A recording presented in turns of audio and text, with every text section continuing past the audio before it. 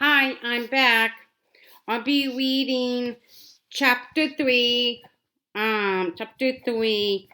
part B.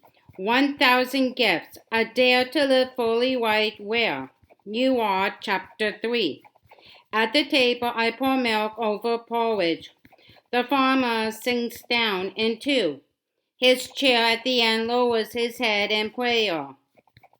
He thanks God for the substance. I pray for some of that too. I watch him eat. His 3 days double.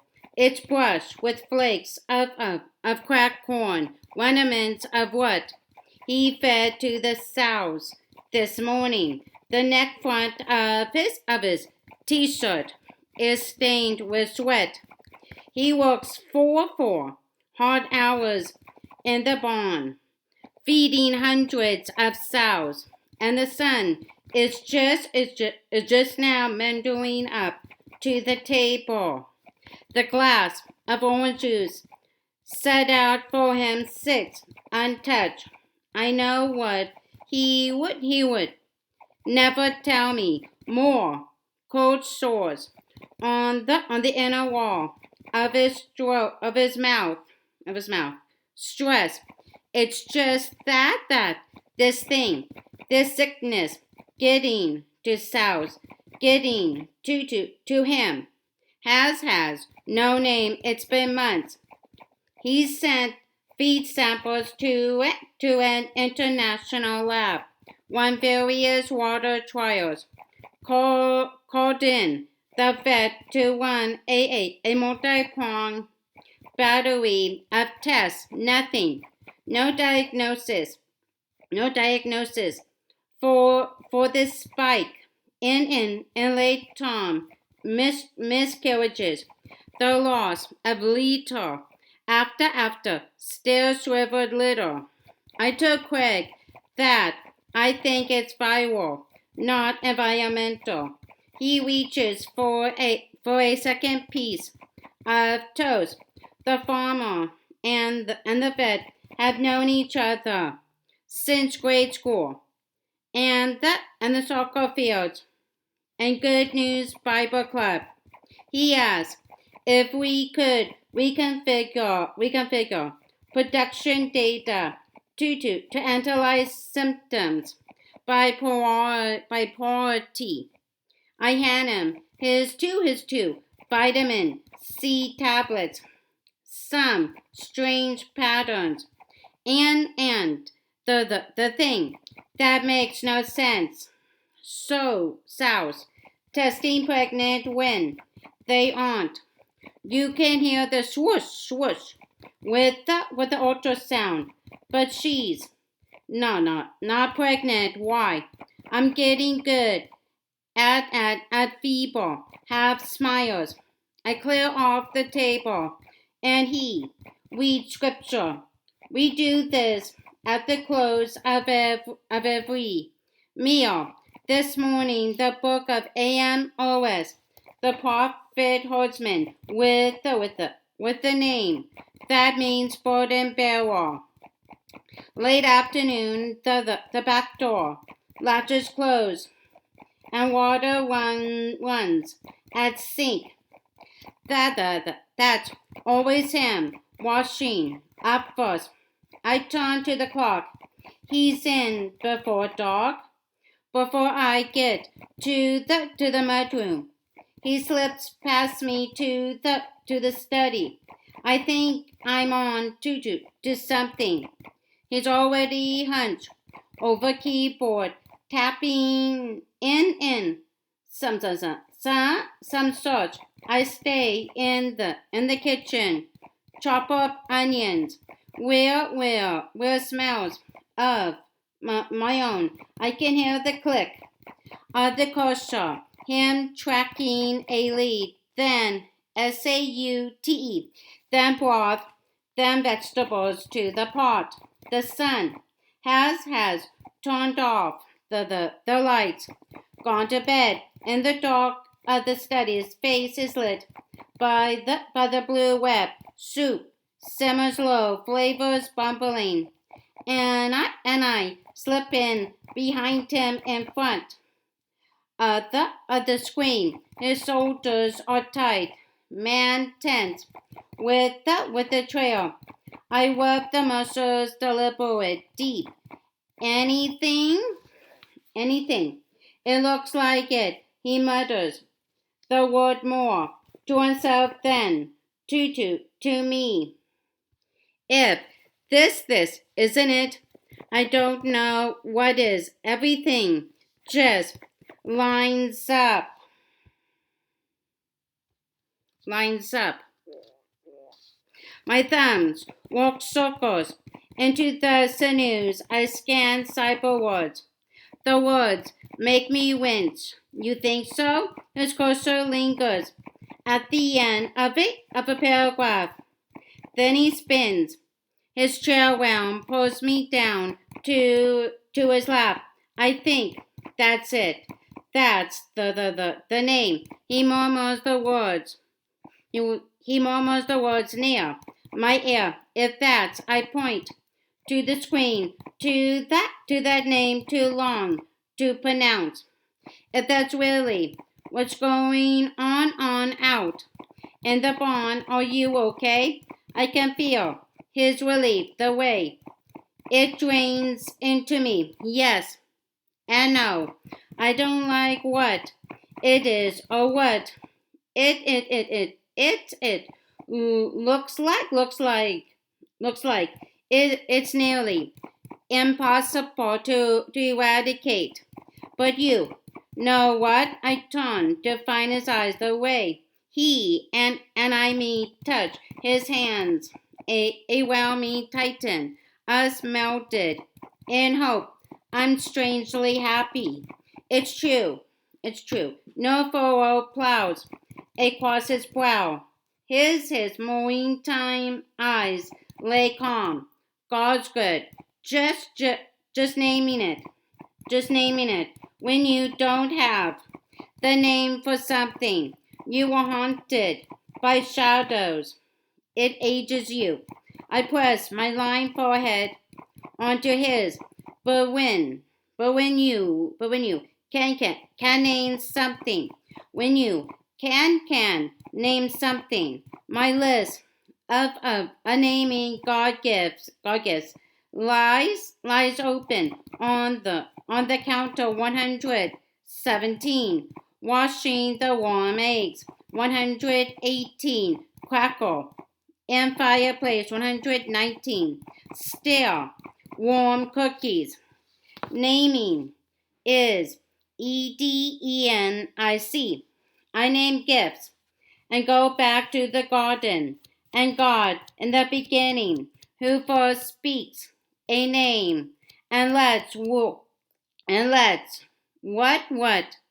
is come into existence. This naming is how the first emptiness of space fills, the naming of light and land and sky.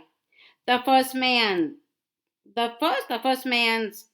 first task is to name Adam, complete creation with his maker through the act of naming creatures, releasing the lamb from Jahos from the teeming, indefinable mass.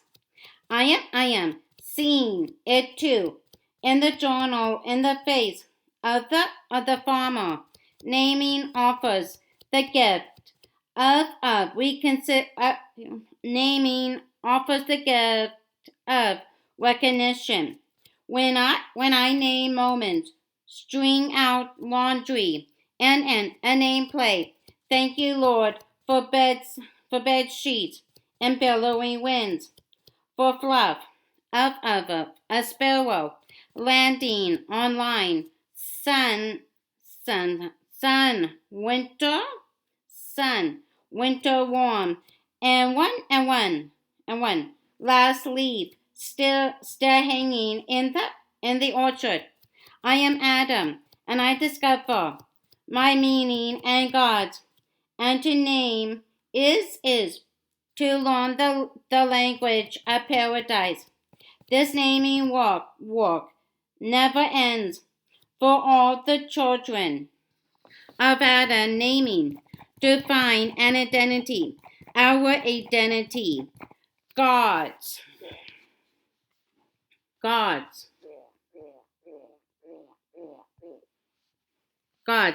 It's late, and in the paragraph, and it's late, and in the lamplight, when the bones finally rest, I read and turn a page and run, unexpected into these words. Now, in the Bible, a name reveals the very essence of a thing, or rather, its essence as God's gift. To name a thing is to manifest the meaning and value God gave it.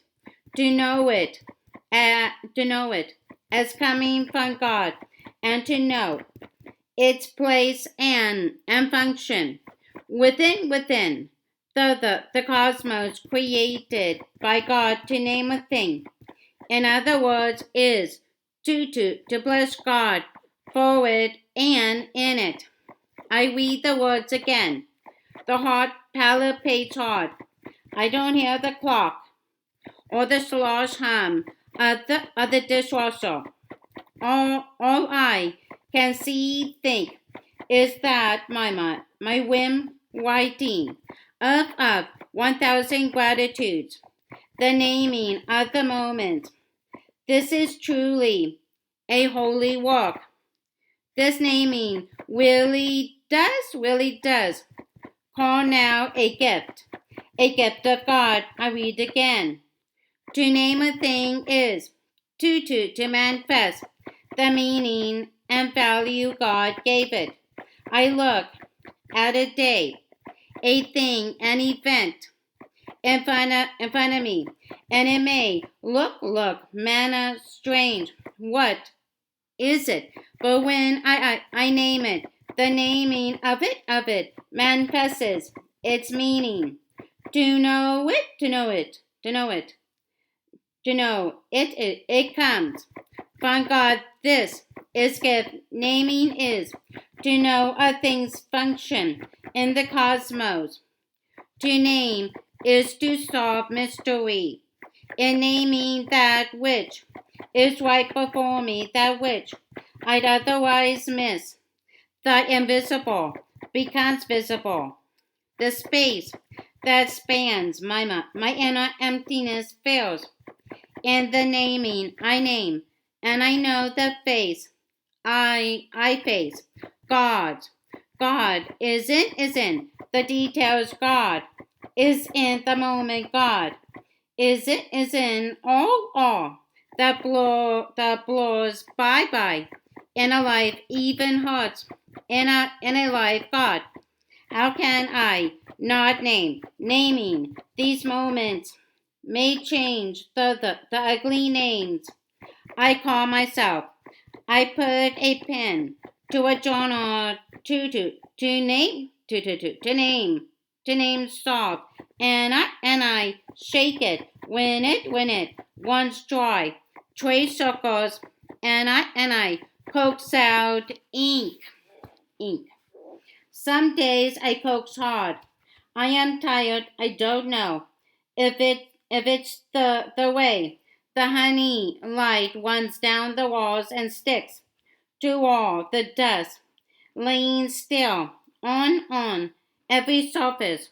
Or if a fog films over the eyes, or if I am playing deceit. But that morning, the washing machine hums early, and the kids, all six, already studying long.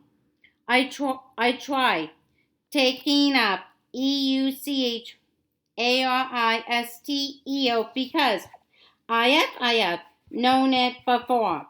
That joy miracle that might happen even now and here.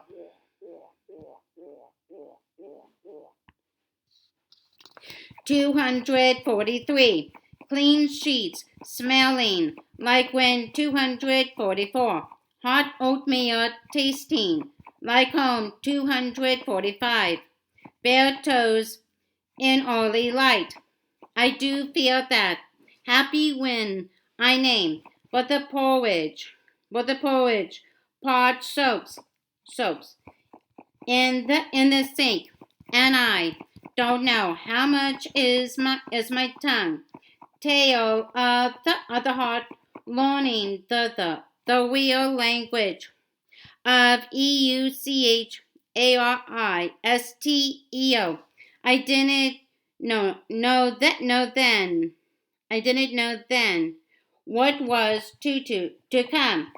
I forget Eden and naming and nails and it all seems just a bit juvenile, contrived. This is the whole of the secret learning. I confess, even after all that I have seen and tasted and touched, I do scoff. I yearn for the stuff of saints, the hard language, the fluency of Thanksgiving, in all, even the ugliest and most heartbreaking. I want the very fullest life. I wonder, even just an inkling, is this but a ridiculous experiment? Some days, ones with laundry and kids and dishes in sink. It is hard to think that the insulting ordinariness of this truly teaches the full mystery of the all. Most important. EUCHARISTEO. It's so frustratingly common. It's offensive. It's offensive. Driving nails into a life always is.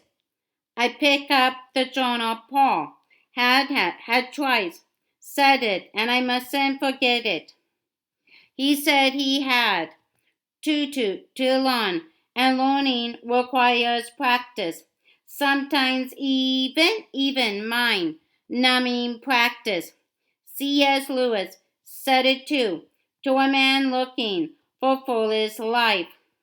If you think of this world as a place intended simply for our happiness, you find it quite intolerable. Think of it as a place of training and correction, and it's not so bad. It might even be good, so I too can be like our children and the everyday training memorizing of the Latin PARADIGMS with the practicing chants AMO AMAS AMAT.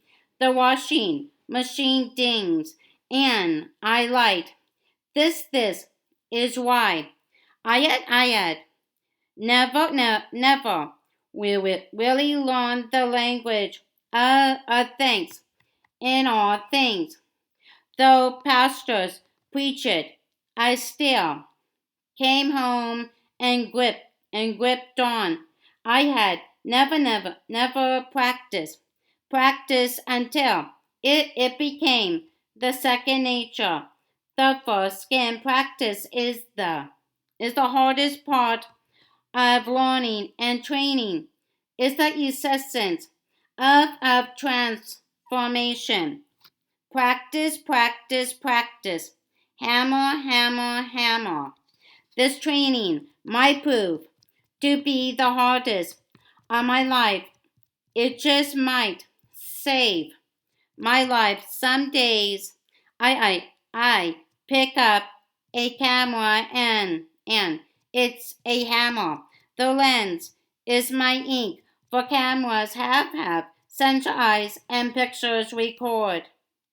I slide it into a pocket, a thin point and suit, and find Another way to chronicle, to force the lids open, another way to receive the moment with thanks, with thanks. Reverential. When he comes in from the barn, the farmer finds me with my hammer in hand, leaning over a plate of cheese grated and sitting in sunlight. It is true, I do feel foolish. I mean, it's cause of mozzarella and cheddar piled high in a pond of golden day. And I'm changing of golden day. And I'm changing the settings for my glow, pulling in for a close-up frame. He's fed 650 sows with one strong arm.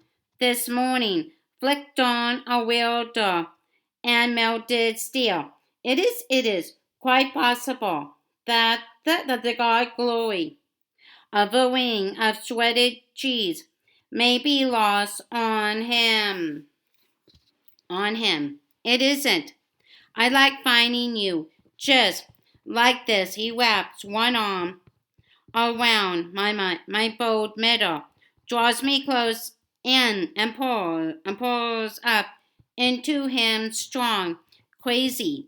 Like this I blush silliness, and he pushes close with a 4 day stubble. He laughs, perfect. Like this he nods toward the cheese plate. You being happy in all these little things that God gives. It makes me very happy. Happy in all these little things that God gives. Ridiculously happy. Ridiculously happy. Over, happy, over. Slips of cheese that I am, and is wild and oh. I am the one who loves me, changed, surprised by joy. Joy is the realest reality, the fullest life, and joy is always given, never grabs. God gives, and I give thanks, and I unwrap the gift given joy. It is true. I never stop wanting to learn the heart, EUCHARISTEO for the deathbeds and dark skies and the prolonged sun and the prodigal sons. But I accept this is the way to begin, and all hard things come in due time and with practice. Yet now whips of cheese, tell me gentle that this is the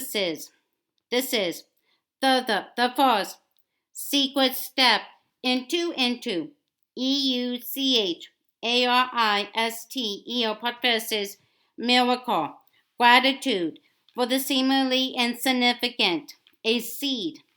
This plant, the giant miracle. Giant miracle. The miracle of EUCHARISTEO. Like the Last Supper. Isn't the eating of crumbs, the swallowing down one mouthful. Do not disdain the smell. The small. The whole of the life, even the heart, is made up of the minute parts. And if I miss the INFINITESIMALS, I miss the whole. These are new language lessons, and I live them out. There was a way to live the big of giving thanks in all things. It is this, to get thanks in this one small thing. The moment will add up. I too had read it often, the oft quoted verse, and give thanks for everything to God the Father in the name of our Lord Jesus Christ. Ephesians chapter 5, verse 20. And I too would nod and say straight face, I'm thankful for everything, but in this counting gifts, two, 1,000 more, I discover that slapping a sloppy brush a Thanksgiving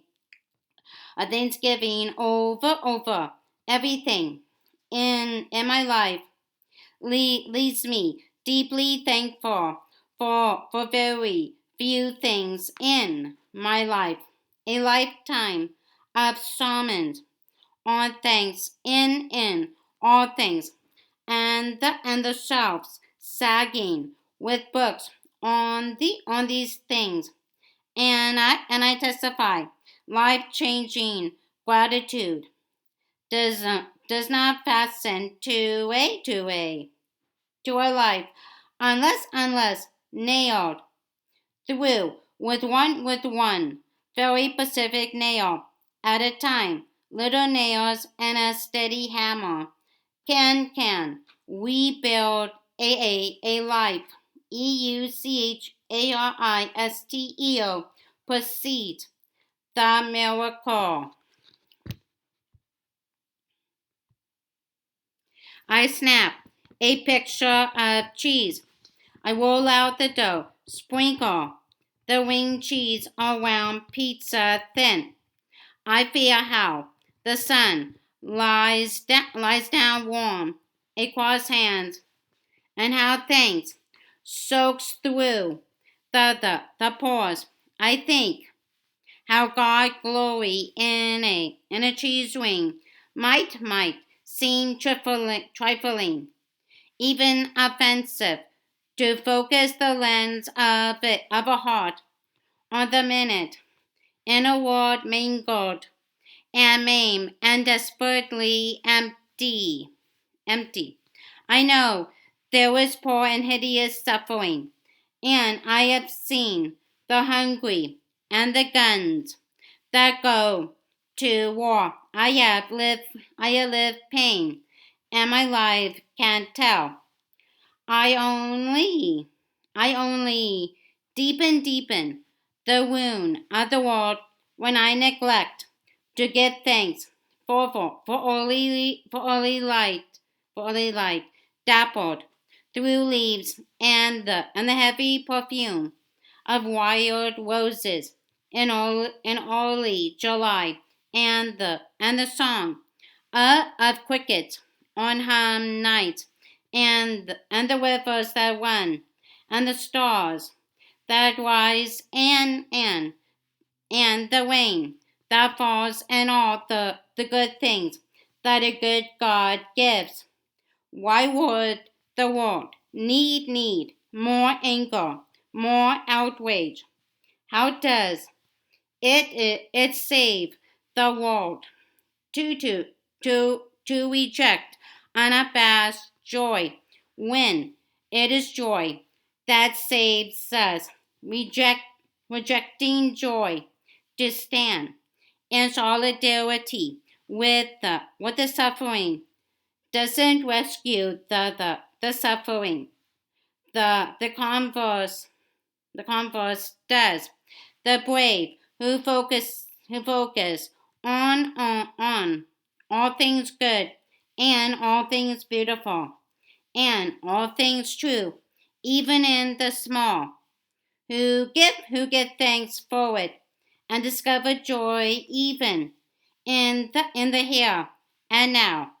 They are the change agents who bring fullest light to all the world. When we lay the soil of our hard lives open to the wane of grace, and let joy penetrate our cracked and dry places. Let joy soak into our broken skin and deep crevices. Life grows. How can this not be the best thing for the world? For us, the clouds open when we mouth thanks. This thanks for the minute.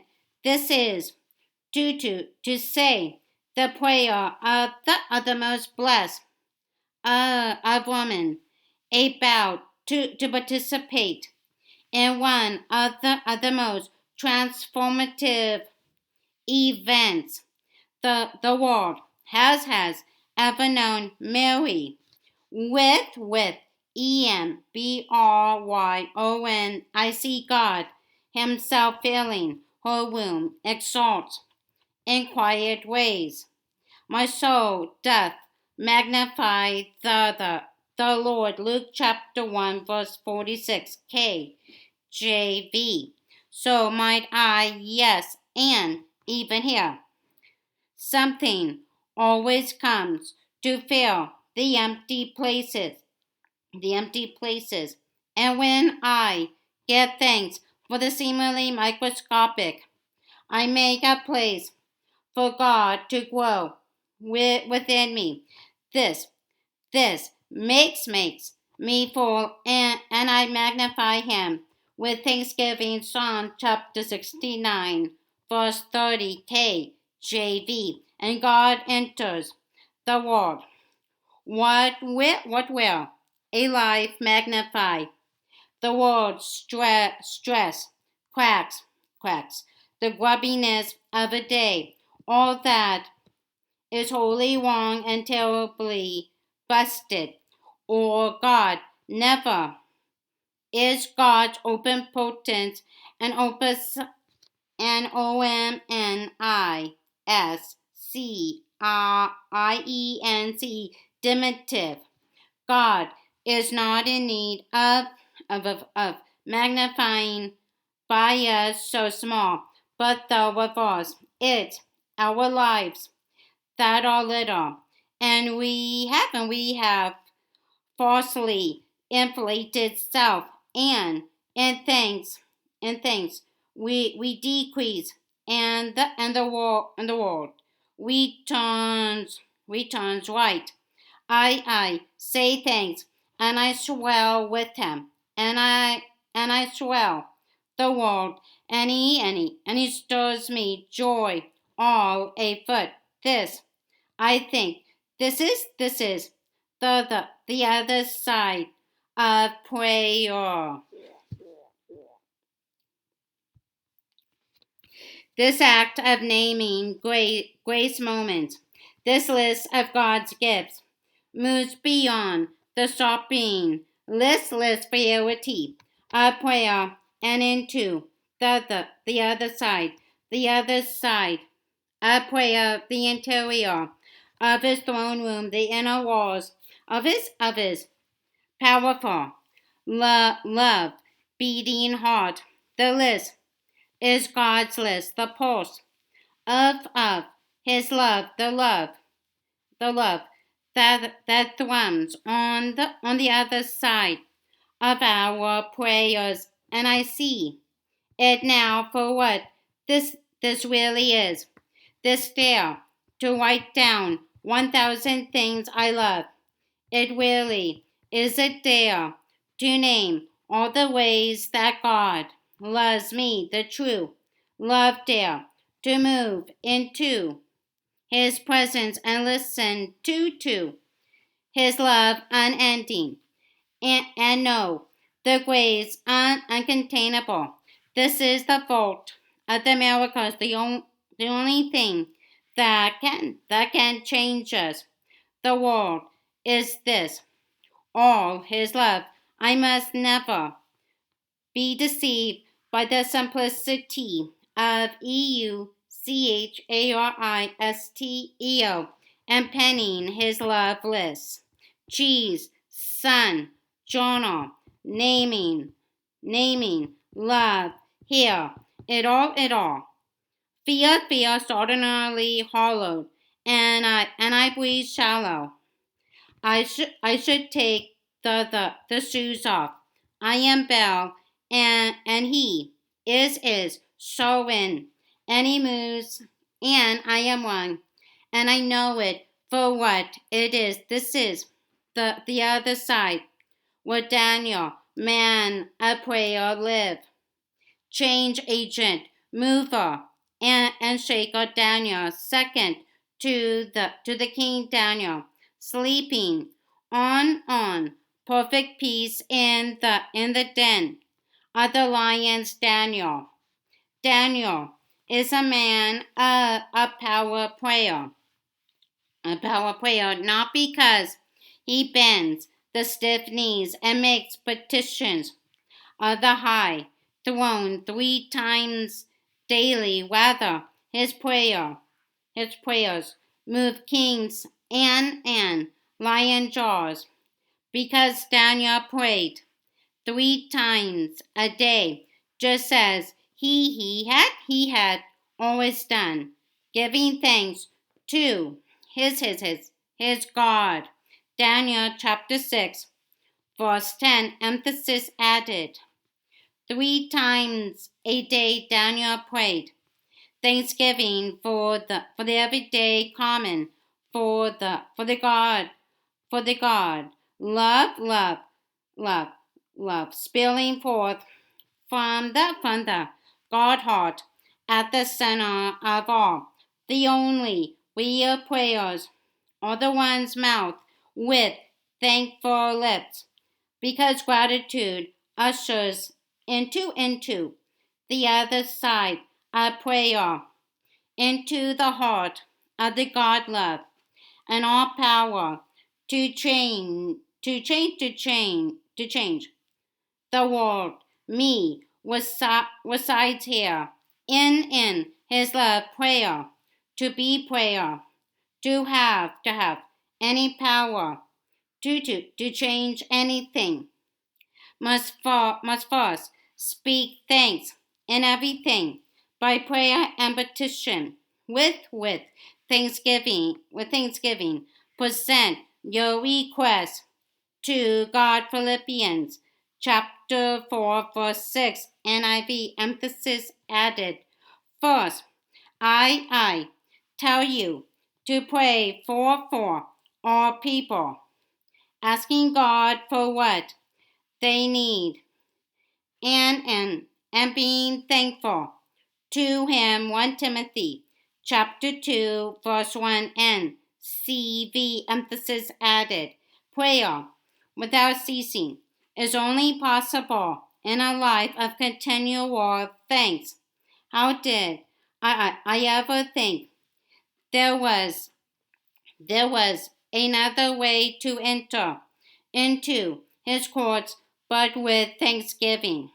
It's that one wondrous mound of grated cheese, one in the sunlight, and captured in frame, that makes me think it. That what that ancient wise woman Julian of Norwich stated.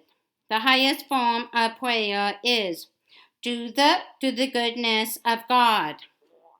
God only desires that our soul cling to him with all of its strength, and particularly that it clings to his goodness, for of all the things our minds can think about God. It is thinking upon his goodness that pleases him most, and brings the most profit to our soul.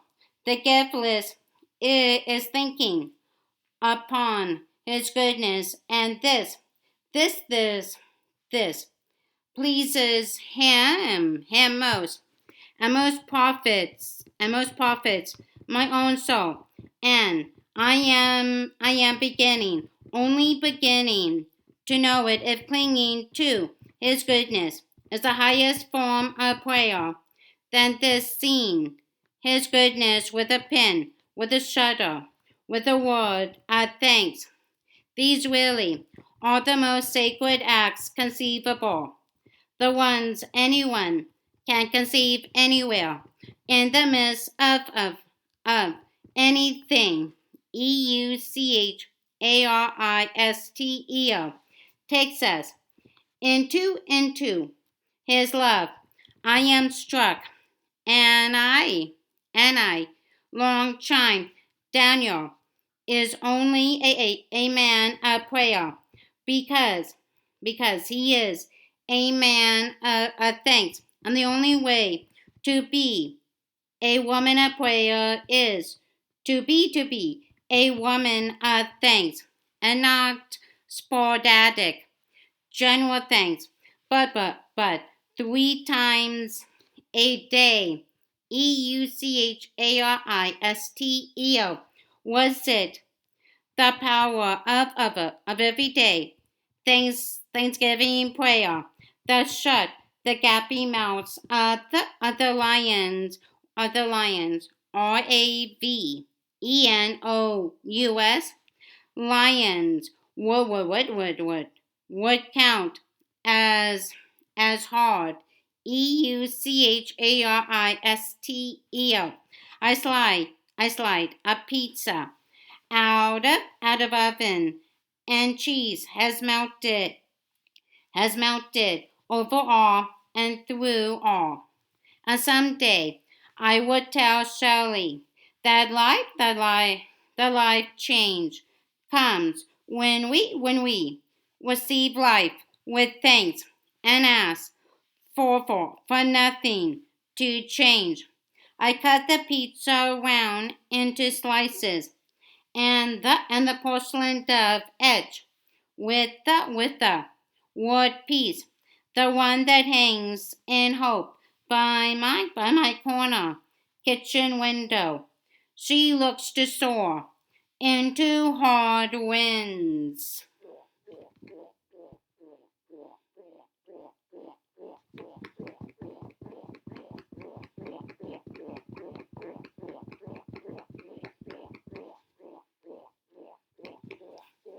Okay, that's all for chapter 3, part 2, or part B.